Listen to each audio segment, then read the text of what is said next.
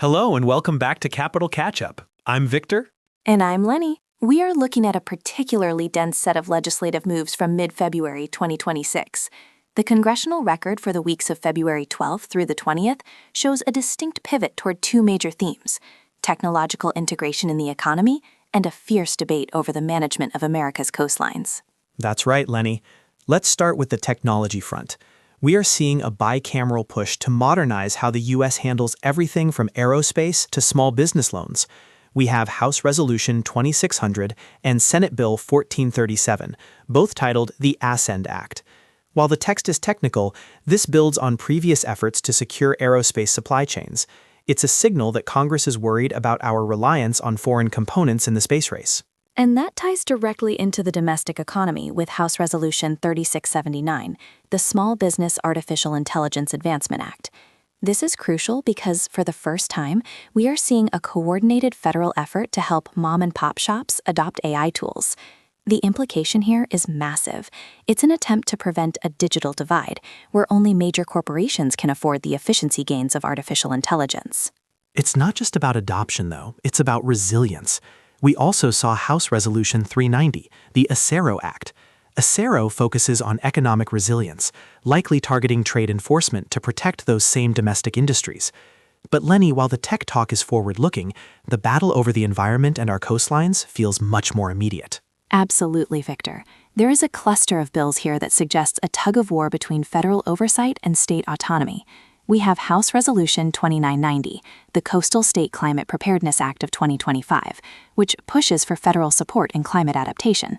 But then you have House Resolution 1874. This one is controversial. It amends the Coastal Zone Management Act of 1972 to create a conclusive presumption that a state concurs with certain activities if they don't object quickly enough. That is a significant procedural shift.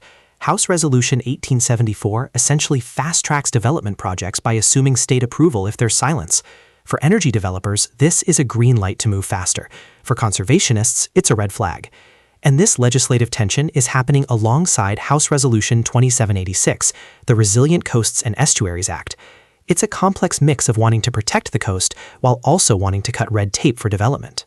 Personnel is policy, as they say, and these environmental bills need to be viewed alongside the recent nominations.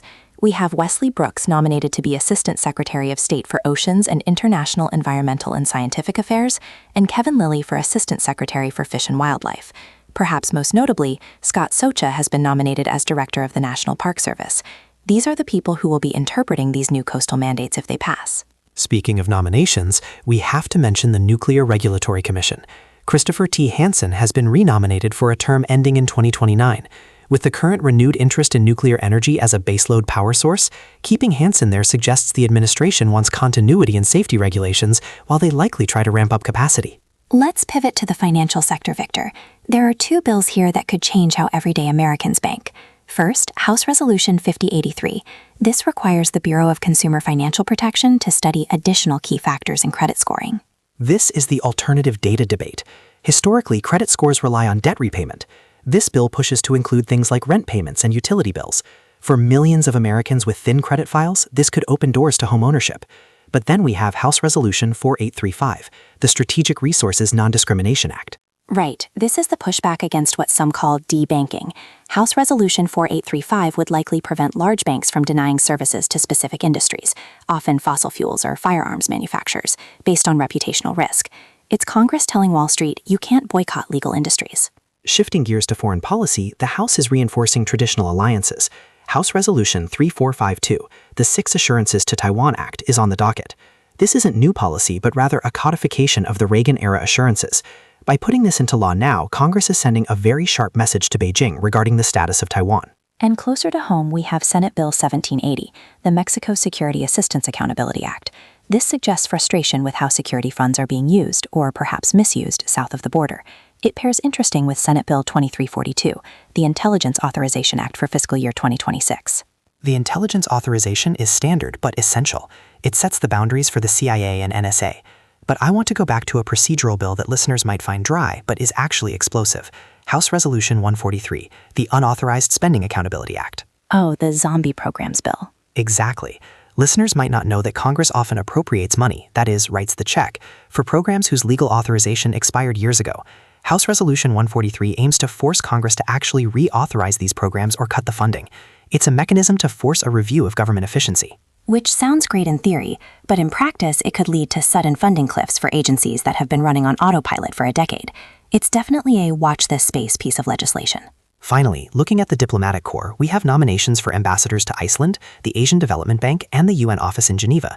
It's a full slate to fill those vacancies. Plus, Ashley Stowe has been nominated to the Federal Election Commission. With the midterms looming later this year, a full bench at the FEC is critical for campaign finance enforcement. So, what should our listeners watch for in the coming days? Keep an eye on the House floor for the vote on House Resolution 1874 regarding the Coastal Zone Management Act. If that passes, it sets up a major clash with the Senate on environmental review processes. And watch for the markup on the Small Business AI Act. If that moves quickly, we could see a new grant program for small businesses before the summer. That's all for this week's comprehensive look at the 119th Congress. We'll be back next time to break down the votes. Thanks for listening to Capital Catch-Up.